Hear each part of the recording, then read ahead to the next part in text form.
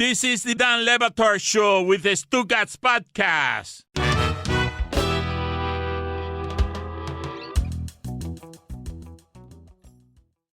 Beck sets up, delivers downfield, intercepted! Jamari Sharp! And the Hoosiers of Indiana are your national champions in football. We were still alive on the final drive. The Hurricanes had managed to survive. Then in our own stadium we just fell flat. Still it can't be denied that the U is back. Oh. It's a bitch that we lost, but the U's still back. Can't be argued, it's a matter of fact. You can bitch all you want, we're still better than you. And everyone but the Hoosiers from IU. Oh. Come on, Carson, going deep. Here we These guys won 13 games this year. The U still back. Got to the playoffs for the first time in Miami history. The U still back. Won the Cotton Bowl. The U still back. Won the Fiesta Bowl. The U still back. They're the best thing that's happened to Miami in over 2 decades. Mike, you should know that I would have won back in just a few minutes all of those UM fans because the rant was written. The rant was going to make its return, and it was written, and it was going to slay, and now it is dead, never to be seen because an interception got thrown at the end. Brad Williams is going to be here in a second, and I wanted to wonder with Greg Cody because I think I can say this since football became popular. I don't believe there has ever been a Miami Dolphin head coaching hire with less fanfare than what it is that I saw yesterday because of the timing of it. You're talking about the biggest football game in 20, 25 years played in Miami, and the Dolphins are announcing their head coach then.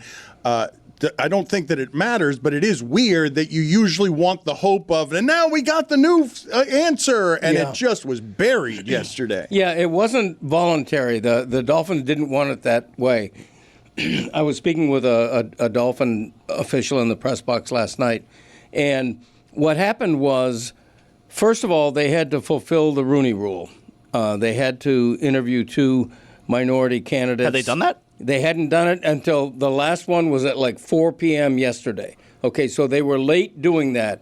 And before they did that, they couldn't hire anyone else. The Hafley news came out like right after that, I think. Yes, exactly. Right? And what else happened was somebody who didn't get the job leaked the news that it seemed like Hafley was going to get the job. Okay, so when it was then leaked to the media, then all the, Schefter and all these reports come out, and then the Dolphins, they have no choice but to confirm it at 8:12 p.m. Like in the middle of the first quarter, they're confirming. So it was a weird circumstance that forced their hand last. Oh, I didn't even see that the Dolphins actually confirmed it, which would make sense because, I was watching the football game. Yeah, so were most people. So it did not work out the way they wanted. Believe me, they would have liked to have announced it and introduced him later in the week, for sure. It kind of came off like a fart, right? Because my wife got the alert on ESPN, and she's like, Dolphins hire Jeff Halvey. And I'm like, she's like, is that a coach? I'm like, yeah, he's a Green Bay Packers defensive coordinator. She's like, okay, I lost interest. But like, everybody's asking me like, who is this guy? And I'm like, trying to explain the nuance of, yeah, he's a first-time head coach, defensive coordinator. The Packers defense has been kind of good. They got Micah Parsons, but it's like nobody really cares. It's loco, Dan, like you and Diana were talking about a little while ago, that the thing that seems to carry the day is who's good at PR, who's good in an interview. Belichick is not that. And more recently, Liam Cohen was a laughingstock in his introductory press conference, and so was Nick Sirianni a couple of years ago. So, yeah, it's loco that would be the case, but you made the most important part, what I thought was a striking point yesterday, which is if they're going after a defensive coordinator in Miami, there's a more obvious name. I mean, Chris Shula, to me, you hire that, you immediately create something that would have made a noise even during the championship game. It would have been a more popular hire. I'm not sure it would have been a better hire because we can't know how good Hafley's Well, going to be. we can't know, but all things being equal, as I think they are with young defensive coordinator whiz kids, like in terms of us not knowing how to do the analysis on the Mike McDonalds of the world before they get hired, where I only hear Mina Kimes and no one else celebrating that. Like, as far as those things go, you absolutely win the offseason if you do the popular thing of going with the defensive coordinator who has a name that people have heard of. Yeah, I also think it's fair to note Chris Shula has had fewer head coach interviews than Hafley. I mean, there's a reason for that. Hafley's a little bit older, I believe, a little bit more experienced at what he's doing, and there's a reason the Dolphins liked him. My only hesitation with this hire is that I don't trust the Dolphins. It's that nobody can know whether Hafley's going to be good or not, but you have almost 20 years of track record that the Dolphins aren't very good at hiring a head coach. I got to meet him at ACC Media Days a few years ago. Nice. Here's my take. Certified sweetie pie. Super nice guy. Oh, good. Not very tall. Ooh, I don't like that. Short king. I need a Robert Saleh walking. I need a guy about 6'5.5". You can't tell on Zoom. Although Joe Philbin was tall. Yeah, that's true. Cam Cameron was as well. Yeah, he was. Brad. Put it on the poll at Levitard Show. Shit. Is Hafley a certified cutie pie? Sweetie pie. Where'd you get cutie pie from? Transition. Sorry, sweetie pie. Speaking of short, last time Brad Williams was on with us, what? You were mad last time. You were upset last time you were on with us.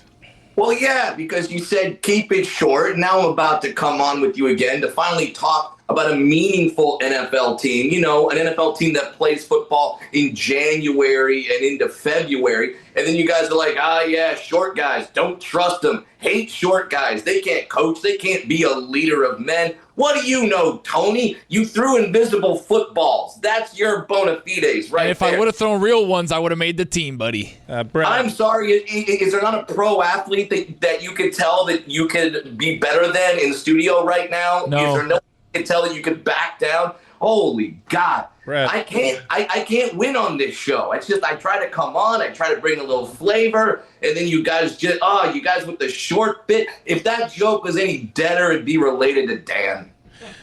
Brad, you have a new podcast, Jesus Christ. That's not the podcast. You're going to have to select the right microphone for when you're recording. Yeah. All right. This is take it from an industry vet. All right. Don't be short with him. Again, what is this not? Is it not picking up? It's got a green light on it. It's working. Yeah. It just sounds tinny. You sound tinny. You sound like you're in a submarine where, Check out Height and Babble. New podcast Brad started. I thought it was Jesus Christ. I thought the name of the podcast was Jesus Christ. That's Mark Norman's. From the way Mike Ryan described it. Jesus Christ. I think you should have Mark Norman on the show to have him talk about sports. I think that would be better than Tony down the Miami game. You are our Broncos correspondent. You've finally been elevated. Congratulations on that. Stidham hasn't started a game in 750 days and has started all of 4 games his entire life. How do you feel about the good news, bad news of you beat the Bills, but now you've got a problem in it that you're not going to win the Super Bowl? There is no circumstance under which you're going to win the Super Bowl. So when the Broncos beat the Bills, I immediately had to go on stage in Greeley, Colorado, and the news had not broken yet, literally, about Bo Nix's ankle. So I walk on stage in Greeley, Colorado, 1,800 people. Everyone's going crazy. Everyone's happy. And then when I got off stage, I literally had my tour manager and my opening act on the side of the stage going, "You should look at your phone." And I thought someone died. I literally thought, like, oh, God, what happened to my wife? What happened to my mother? What happened to my kid? And then I get off, and it's much worse than that. So explain to us the level of crestfallen. My guess is you've probably not had something that felt exactly like that, where you've won the game against Josh Allen in dramatic and spectacular fashion, and then that is the worst news you can get, correct? There's no worse news than that. That is the worst news. The only other way it could have been worse is if they said, like, well, we've gone back, and since Bo Nix broke his ankle, now we're going to make the Bills win so they can move on, so there can be a team with a good quarterback. But I have hope in Stiddy. I have hope in Jared Stidham. He's been in that stop it. years. He's been in the system for 3 years. He's the highest paid backup quarterback in the league. There's a reason why Sean Payton likes him. He is not Bo Nix. Let's be honest. He is not Bo Nix, but I believe he is a comparable backup. And this is very similar to the 2015 Denver Broncos that won the Super Bowl because Peyton Manning had the plantar fasciitis, and we had to win some games with Brock Osweiler that year to actually move on and get to the playoffs. So eerily similar, defensive-centered team, not focused so much on the quarterback. So it's not great news, but I have some hope. Put it on the poll, please. Do you believe in Stiddhy?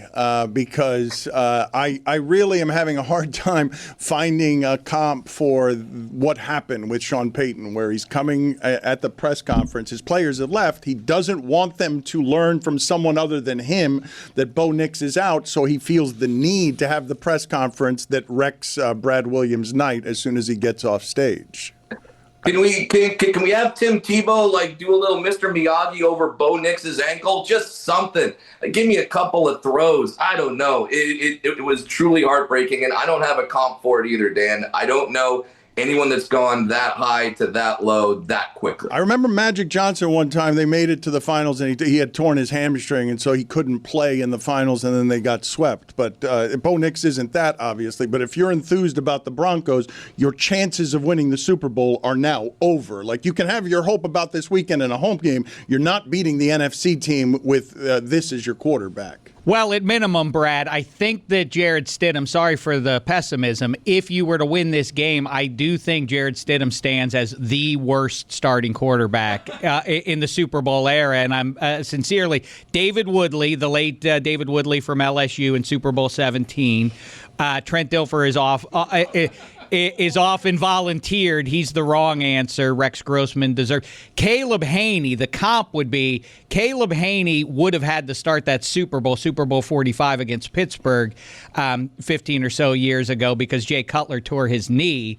And it would have been, had B.J. Raji not picked sixth, Caleb Haney towards the end of that game, it would have been Roethlisberger and company versus Caleb Haney. Yikes. I feel deprived as a football fan, too. Drake versus Bo would have been great. Rambling. That was good info, though. I agree. He said Super Bowl 17. Bad call. Get out. Not bad call. Caleb Haney. The people are fighting back. They want me to stay.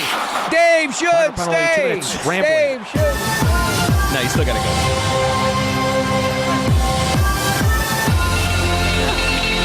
You can be hopeful, but my guess is you're faking it. I mean, we've seen this before with Jeff Hostetler. He won a Super Bowl with the Giants. We've seen it with Nick Foles beating the Patriots. Nick Foles had a great tweet, by the way, about how the Patriots notoriously come up short against backup quarterbacks. So I love that by Nick Foles. So we've seen it before. It wouldn't be the craziest thing in the world. But yeah, hope is not. Wait a minute, you're good with He's Foles. allowed to say that. You're good with Foles saying come up short, but I say it and you get mad at me.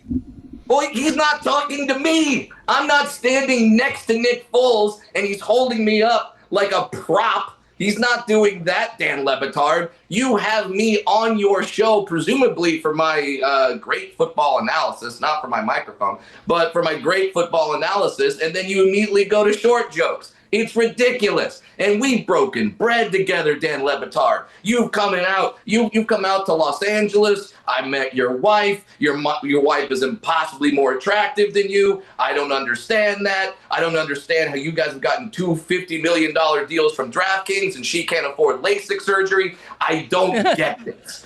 But at the same time, he does not have me right next to him telling me the short joke. You have me and you go right to the short joke. Lame comedy. Hey, Brad, does your beanie have a horse's mane on the back?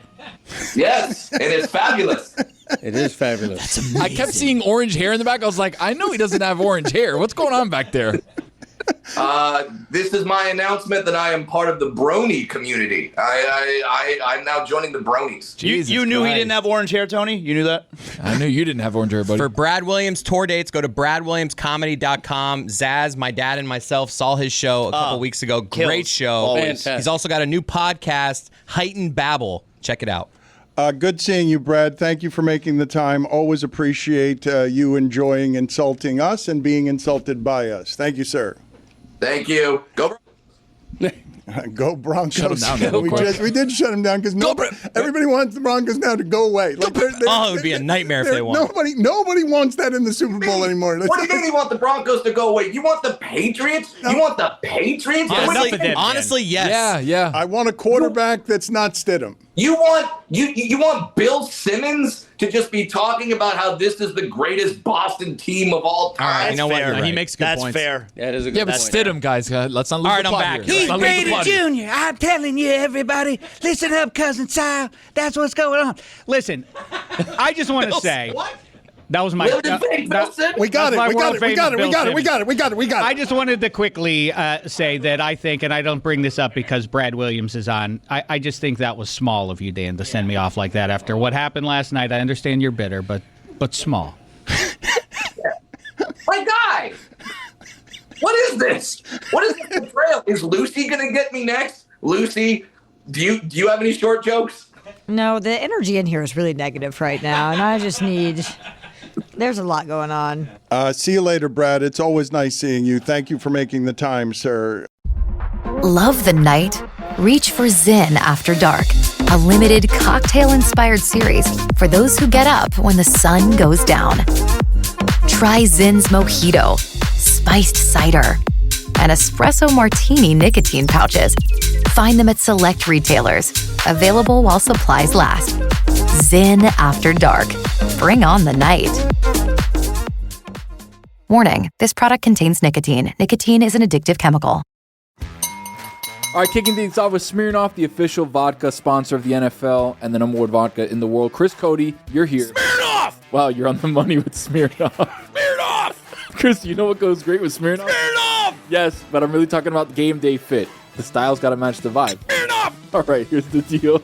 Game day is everything, and that's exactly why your fit has to match the occasion. Smirnoff! Starting this December, Smirnoff is giving fans 21 and over the chance to score limited edition Smirnoff commission merchandise from some of today's top creators, including Kayla Jones, Gavin Matthew, and Aleli May. Smirnoff! Here's the kicker. One lucky fan will take home the grand prize, a trip to the biggest game of the offseason. Plus, one fan will win Aleli May's one-of-one game day jacket. Wow. The merch will be dropped on select dates from December to January 21, and it's all courtesy of what brand? Smirnoff! That's right, Chris. Fans 21 and over can head to Smirnoff socials to learn how to sign up. And don't forget to grab a bottle of Smirnoff vodka, number 21 at your local retailer. Smirnoff! Please drink responsibly. Smirnoff! Number 21 vodka distilled from grain, 40% alcohol by volume. The Smirnoff Company, New York, New York. Please do not share with anybody under legal drinking age. Smirnoff! No purchase necessary. Must be legal U.S. resident, 21 or older. Sweepstakes starts 12/15/2025 at 12 a.m. Eastern and ends 1/23/2026 at 11:59 p.m. Eastern. See official rules at program website. Happy New Year, everybody. 2026 is already getting off to an incredible start because you want to know how I rang in the new year? It was with a bunch of friends in a Dallas hotel lobby bar ordering a bunch of Miller Lights because that's how you do it. That's how you make special memories. Miller Lite has been by my side at many special football memories this year, and hopefully we get to write a few more memories with Miller Lite. Some of my most legendary moments have started that exact same way. A buddy's house, a lobby bar, a game, no big plan. And then you crack open a Miller Lite, you take a sip, and you look around, and you immediately recognize that you made the right call. Legendary moments start with Miller Lite. Great taste, 96 calories. Go to MillerLite.com/Dan to find delivery options near you. Or you can pick up some Miller Lite pretty much anywhere they sell beer. It's Miller time. Celebrate responsibly. Miller Brewing Company, Milwaukee, Wisconsin. 96 calories and 3.2 carbs per 12 ounces. Don Lebatard. Ahoy is Captain Slappy. Stugats. Is this Chum Bucket? This is the Don Lebatard Show with the Stugats. Greg Cody, I have not heard enough from you today as the legendary sports columnist of the Miami Herald after, I'm trying to think, history of Miami sports. most debilitating losses because the University of Miami now has 2 of these, and there's not going to ever be anything worse than you have the best roster of all time and you're losing to Ohio State. You think you've won, and there are fireworks in the sky, and then there's a penalty flag on the field. That happened a couple of times last night, by the way, where there was a flag on the field all of a sudden to sort of neuter what had been enthusiasm.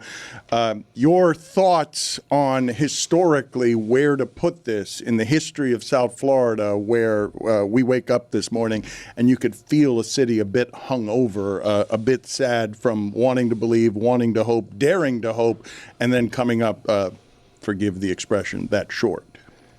I think it's probably one of the 1 or 2 most heartbreaking defeats, and part of the reason is that UM had waited so long. Miami won its 5 national titles in an 18-year frame. It's been 24 years since, so that puts in perspective how long the wait has been. I think an analogy I would use is Dan Marino's one and only Super Bowl in '84, where they got their ass kicked by San Francisco. We didn't know at the time he'd never go back to another Super Bowl, but that was crushing because Marino was at the top of his game. He was going to be the guy who made the Dolphins a Super Bowl champion for the first time since the early 70s under Shula, and it didn't happen. And that was, at the time, very heartbreaking. Okay, so that's an interesting comp, right? Because I do believe it would have hurt less if Miami last night had lost by 4 touchdowns. It hurts less than that because you're right there. And I know that the noise the next day would have been unpleasant. The game would have been less interesting. You wouldn't have been interested in the second half at all, and that was an all-time second half. But there's something cruel about that. Right? Yes.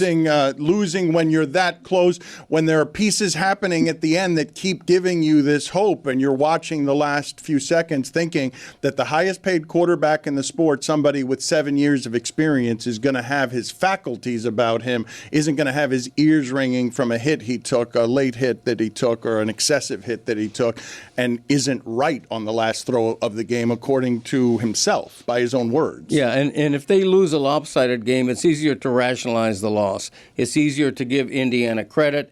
It's easier to say it wasn't our time. But the way they lost last night, that's going to haunt Mario forever, I guarantee you. Maybe not viscerally true. In fact, retroactively, isn't the worst loss in Miami sports history the loss in the Orange Bowl to the Patriots in front of Super Bowl 20? Marino and company in the Orange Bowl had just beaten those Bears. So on the fast track in the Superdome, it stands that they would have had a great shot at taking them down. But it wasn't for the championship. It wasn't for everything with a minute left. Like, I'm really having a hard time outside of the Ohio State Fiesta Bowl, which obviously, if you've got fire, oh, that's a good one. Mm-hmm. Like that was JJ in the Now, granted, first round. It's first round, but it's your number one it's seed. your rival. You know the team's going to be broken up. That the ball bouncing on the rim. There's a certain cruelty to the heartbreak by being that close. And there were so many plays yesterday that the result is an inch. Right, a back shoulder throw that's just in bounds, a couple of 3rd and 1s. Malachi Tony, before the blocked punt, he got to 4th and 1. He needed another yard to make that not a blocked punt. There were 7 things in that game last night. If they go a different way, we're having a different conversation today. And all the things worked out for Indiana, and that's been their forte all season, which is why they had one of the greatest seasons of all time. I would say, like, greatest. Been doing this for 20 years, and the only other time that I felt like today, which was like I don't want to go to work and talk to people and have them go at me, was like when the Heat lost to the Mavericks. JJ Barea and them boys. Because we were so, like... It was us against the world. Yeah, we were the Heat show there. But they were never really in that Game 6. You never felt it that night, you know? I mean, but in the series, though. D-Wade had that shot go off the back iron there, and we blew Game 5. They were shadow boxing that, and just like it was a shell-shocking experience, and it was super embarrassing. This wasn't so embarrassing because Miami had a great season. It wasn't embarrassing at all. No, but it still stings. Yeah, I don't want to be here. It can sting, though, but I think I have it right when I say there's zero shame in it. I don't even know if today there is anywhere that I could tune in, even into the most negative parts of Miami, and hear people that we need to blame in situations that feel helpless, that hurt. There's usually just a great need to blame. I don't think you can fairly blame much of anything that the Hurricanes did last night. You're quibbling with hair splitting. Like, there's no shame in losing to that team that way. I mean, we gave up a punt block for a touchdown when the opposing team was in safe coverage. Okay, they weren't going for a block. And they had a false start on 2nd and 1 when they could have won the game by quarterback sneaking it, won the season. Yeah, but we lost by 6, and that was 7. I think it would be cruel, literally cruel, to blame the Hurricanes as the main emotion coming out of this, to blame Carson Beck even. I think they had a great season, and I think that should be prioritized. If I were a Canes fan right now, I would feel really good. I would feel a trust in Mario Cristobal to work the portal again, and I would feel like the U was back. You know, you don't have to win everything to be back. If you get to the college football playoff for the first time and you plow through 3 good teams to reach the championship Cristobal game, fixed it. He fixed it. It's the second worst loss in Canes football history. It's not going to top the Fiesta Bowl in 2002. It's the second worst Canes loss in their football program's history. It's worse than any loss from the Worse Marlins. than George Teague? Well, that's the other one that I would throw up there. But yeah, I What I about think this Vinny was versus worse. Penn State? I would think that would be That one or one's a two. good one. In the fatigue. Yeah, that's a good. See, that one's an excellent one. That one's excellent for all the same reasons, except for in that game, everyone knew Miami was better. Jimmy Johnson knew Miami was better. Jimmy Johnson still haunted by that game because he wouldn't stop throwing the football, and it was his fault. Right, so That's why you're sick. Worst. But that's why you're sick about it. When you're supposed to win and you don't, that to me seems like it would hurt. That's much a good worse. one. Yeah, it's worse than any Marlins loss. It's worse than any Panthers loss. I think it's worse than any Dolphins loss. I do. The Heat have a couple that you throw in that range too. So it ranks pretty high among our sports history. So you say, let's go in the way back bin. Is it worse than the Dolphins losing to Kellen Winslow Sr.'s Chargers? Was that divisional round? In the Orange Bowl when they convert the hook and lateral, and like Kellen Winslow blocks a field goal. Is it worse than? Do you remember? We're going back a ways here. Yeah, I was there. Yep. Is it worse than that? I don't think it is, because that's not a championship game. See, I put the stakes of last night in a whole different category. That's why a first-round Heat playoff loss that you alluded to earlier, I don't put in that category. Last night was for everything. Last night was for history. And to be that close and denied, I think, is a whole different level than anything that precedes it. If it matters, Dan, the Dolphins lose in Cincinnati in the Freezer Bowl, same as the pretty boys from SoCal, the Chargers did the following week against Ken Anderson and company. Was it the divisional round that the Dolphins lost that game? It was. It was in that crazy year, the strike year where you had the super playoffs or whatever they called them. Very strange, but 82. Entertaining. Yeah, that was the Woodley Super Bowl. That's right. Yeah. A.J. Dewey. Mm-hmm. You know, people keep asking me about my 2026 resolutions, and yeah, I got the usual stuff. You know, watch more games, complain about the power play, and pretend like my team's actually going to stay healthy. But this year, the one at the top of my list is simple. Get comfy. That's where Bombas comes in. They bring serious comfort to my everyday essentials. Bombas just dropped their all-new sports socks, engineered for running, golf, hiking, skiing, snowboarding, basically whatever you're pretending you're about to be really into. And I'm trying to stay active this year by playing hockey. I need these socks. It has cushioning where you need it, it's sweat wicking, solid support, no distractions, just comfort. And for the everyday stuff, Bombas footwear has you covered. Sunday slippers for staying in, Friday sandals for quick errands, and the new Saturday suede slip-ons when you want comfort but still need to leave the house. Premium everyday go-tos I don't really think about, which is kind of the point. And for every item you buy, Bombas donates one to someone facing housing insecurity. One bought, one donated. Over 150 million items so far. Head over to bombas.com/DKN and use code DKN for 20% off your first purchase. That's BOMBAS.com/DKN, code DKN at checkout.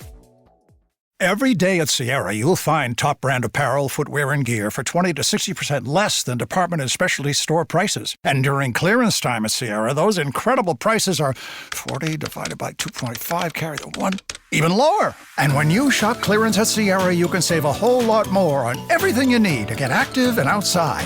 That's a lot of saving. Epic brands, vast selection, teeny tiny prices. That's Sierra. Visit your local Sierra store today or shop online at Sierra.com. Don Le Batard. Is there back in my day? There is, actually. What? Were you not going to tell anyone? What? Wait a minute. You guys, Tuesday. guys, Wait a minute. it's a Tuesday. Stugats. Here's your guy, Greg Cody, with Back in My Day. Shut up. I hope I have. Okay, here it is. Sorry. Adultery.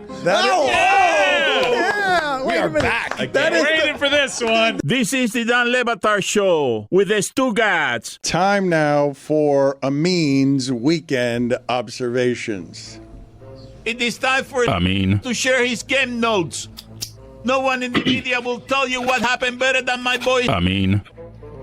Weekend Observations is brought to you by Miller Lite. Legendary moments start with a light. Weekend Observations is also brought to you by letting Amin know that Weekend Observations will be moved to another day the morning of. Got up early on the rare day off because my kids didn't have school, only to find out about, 20 minutes before, hey, by the way, we're punting it. Thanks a lot, guys. Shout out to the Busy Lord's show time yesterday. zone. Hard times, Daddy. I know. Yeah. Who could have predicted it would be a busy show yesterday? I wonder if we could have saw this coming from, maybe more than 20 minutes before I was supposed to go on. Do you have the right microphone selected? I don't know. Happy MLK Day. Happy MLK Day indeed. Now Jeremy's got me in my feelings. Is my microphone selected?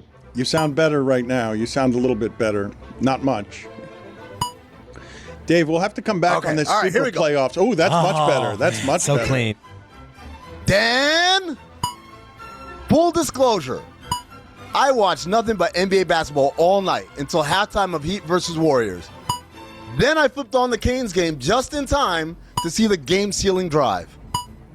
Chris Cody, how close were we to the prophecy?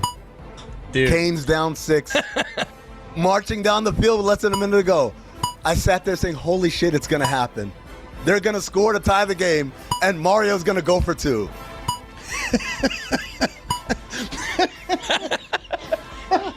God, Roy would have said that. so close. This is all Dan's fault. Broncos Bills, a thriller. How about that Mims Jr. catch? You guys didn't even talk about that yesterday. Now he knows what housewives and girlfriends all over the world feel when they roll over and get poked in the back. Mims, this is why I'm hot. Hey. Zaz looks like a line cook at a Waffle House in the Redlands. That joke was from yesterday. That's pretty Bandana. good. That's great. Amin's been down to the Redlands? Yeah, the Redlands. Yeah. Specific kind of Waffle House. You don't get this in Metro Miami. Josh Allen, channeling his inner Patrick Mahomes with that scoop throw under pressure. Now all he needs is an annoying wife and an even more annoying brother, and he will have come for all of Mahomes' stuff. Well, that in a Super Bowl, I guess. Nothing says NFL playoffs like Jason Statham. Stidham. No, Jason Statham. I don't know if you saw the intros. Jason Statham was doing. Oh, my bad. I'm sorry. Beekeeper. James Mulvaney. Thank you. My bad. Misconnection. You were the guy in all white who locked eyes with me. I was Carson Beck with 44 seconds to go.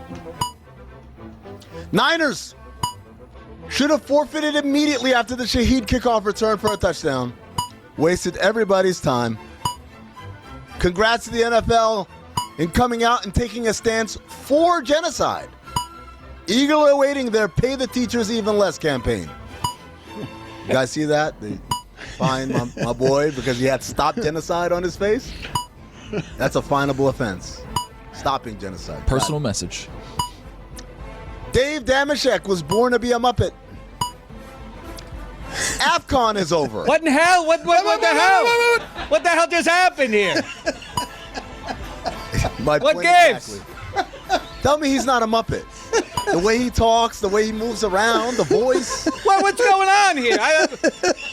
Let me see your ass. I get on an airplane and fly across this country to have a nice conversation with people who I thought were enjoyable, and now this. Hey, Lucy. AFCON is over. Gonna miss my dad screaming at people to pass the ball. Congrats to Senegal. Big time win on hostile ground. I don't know if you guys saw this. A lot of shenanigans going on in Morocco. Sadio Mane. Class act. R.I.P. to Danny Benavente. Very funny local comedian who passed away recently. You will be missed. Actor, activist, filmmaker Jesse Williams has a new documentary on Hulu about how Dr. Martin Luther King was an avid basketball player. He's out there getting buckets with a shirt and tie on, wearing hard bottoms. Now I want AI to simulate a massive one-on-one tournament of historical figures. Can you imagine MLK crossing up Trump? Oh, Abe Lincoln would be great in the post. Oh, yeah, especially with that hat. Or how about Obama hitting Fidel Castro with the step back? Then he finds Bernie Sanders on the wing for the wetter. Tony, would you play against MLK one-on-one? 5'7". I mean, I'm dominating MLK in the post. Sorry to say that after MLK Day, but I'm just saying. Maybe a foot taller almost. John Morant, 24 and 13 in London. Greatest infomercial possible. Shout out to Jerry from the tire shop at my local Costco. You're a real one. Yeah. Tonight's a big game. You guys know how I know tonight's a big game? How's that? Because Master Tesfazion is in studio. Oh, wait, that's from yesterday also. Sorry. Some of these are prearranged. Where's new material? New material. Oh, here we go. Shout out to the cameraman who put a Bella Danger on the screen in the middle of the fourth quarter comeback. No doubt a discerning gentleman who's a fan of great titles like Pure Taboo, Kink University, and Anal Destruction 4. Anyone a fan of Lesbian Hospital Affairs? That's a good one, too. Who is she? Yeah, who is she? I don't know. Zaz was asking this morning. Who is she? Greg? Cinephobe, episode 296, Dead Man on Campus. Starring Mark Paul Gosselaar, a.k.a. Zach Morris from Saved by the Bell. There she is. Who is Allison Hannigan, a.k.a. One Time in Bandcamp from American Pie. And a young Jason Segel, miscast as a jock with an anger problem. Did you guys have that rumor in college that if your roommate dies or commits suicide, you get a 4.0? No? Just I'm me. sorry, Got I was it. laughing because Greg Cody just said at the mic, after Chris told him who that was. So, like, what just The star happened there was my own the private star show. of Lesbian Hospital Affairs. I'm Come an on, guys. innocent. Keep up. Anyone delighted that Jimmy Butler tore his ACL is going straight to hell? I thought you looked. Yeah, Mike looking at Ryan. You, not me. Speaking of hell, Art Briles. Those are the weekend observations. Going to hell. I've been in hell. Thank you, Amin. Nice seeing you. I'm sorry that we did the poor planning thing and insulted you yesterday. I was insulted today, minutes ago even. Pablo Pascal as a Muppet is with us here in the corner. Kermit. Who's Pablo Pascal? Pedro, excuse me. Football America. Football The America Statham thing threw me. is Monday and Friday. This super playoffs that you were speaking of before confused a whole lot of people here. I don't know what the super playoffs There was a strike in '82, and so they expanded the playoffs to 8 teams a conference, and which was wild stuff. And so just looking at the game, I'm sure you don't care about the matchup. So it's just what we have now, basically. They call it the Super Bowl. They called it the Super Bowl tournament. I don't know why they attached that name to it, but they did. Does Greg Cody have any recollection of this as I our do. local historian? We had a I don't few remember this. instances on our recent episode where Dave was in, and Dave just goes into like the old, like, you remember this Miami game? And my dad is just nodding along, and you can tell that he's not really following the specifics. Well, for you guys, noteworthy is that the Dolphins got the rematch against the Chargers after the Orange Bowl, the battle of the Bavarian kickers. Right. Uwe von Schamann losing out to Rolf Benerschke Damn in right. 81, but in 83, in 82, you guys housed He's them. making this up, right? No. In 82, they had there was a strike. They had replacement players for much of the season. It was an 8-game season. The Dolphins' replacement quarterback was a guy named Kyle Mackey. And somehow they wound up going to the Super Bowl after an 8-game regular season. Well, I'll tell you what it was. was. I think he had 5 career interceptions. A.J. Dewey had 3 in the rainstorm off of Dick Todd's right arm. That's right. I think that was a 14-0 It's win over Richard the Todd. Jets. Richard That's Todd. right. No one called him Dick Todd. Also, I just did. I did. Lewis, do me the favor, please, of just putting up before the end of the segment here Rolf Benerschke, because he just mentioned Uwe von Schamann against Rolf Benerschke. And the best fact that I've got for you on Rolf Benerschke, who later went on to host Wheel of Fortune. What? You beat me to it, Dan. I'm not I got kidding. a camera on See Lewis. Lewis. Trying to spell But Benerschke. he's like, I can see his mouth. Like, Benerschke. But was 5 seconds. Was Sajak on strike? How did Rolf Benerschke become Wheel of Fortune host? He outdid close, Aaron we're close. Rodgers. There he is. Happy New Year, everybody. 2026 is already getting off to an incredible start because you want to know how I rang in the new year? It was with a bunch of friends in a Dallas hotel lobby bar ordering a bunch of Miller Lights because that's how you do it. That's how you make special memories. Miller Lite has been by my side at many special football memories this year, and hopefully we get to write a few more memories with Miller Lite. Some of my most legendary moments have started that exact same way. A buddy's house, a lobby bar, a game, no big plan. And then you crack open a Miller Lite, you take a sip, and you look around, and you immediately recognize that you made the right call.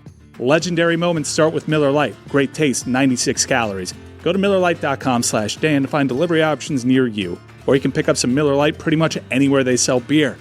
It's Miller time. Celebrate responsibly.